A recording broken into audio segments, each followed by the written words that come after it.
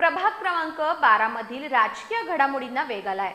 माजी नगरसेवक इंद्रजित उर्फ जितू सलगर यांनी आपला उमेदवारी अर्ज मागे घेत महायुतीच्या उमेदवारांना जाहीर पाठिंबा दिलाय।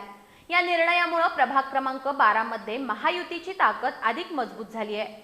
यावेळी राज्य नियोजन मंडळाचे कार्यकारी अध्यक्ष राजेश क्षीरसागर यांनी माजी नगरसेवक जितू सलगर यांचे आभार मानले। तसंच पुढील काळात महायुतीच्या वतीने जितू सलगर यांचा योग्य तो सन्मान केला जाईल असा विश्वासही त्यांनी व्यक्त केला।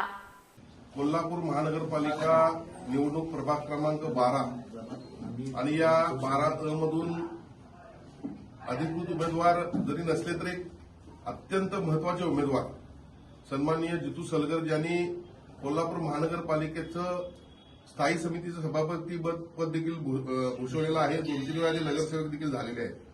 आज मला आपल्याला सांगायला अत्यंत आनंद होतोय की शिवसेना, भारतीय जनता पक्ष आणि राष्ट्रवादीचे महायुतीचे सर्व उमेदवार जे प्रभाग क्रमांक 12 मध्ये आहेत त्यांना सन्माननीय जितू सलगर यांनी बिनशर्त पाठिंबा देण्याचं या ठिकाणी जाहीर केलेलं आहे।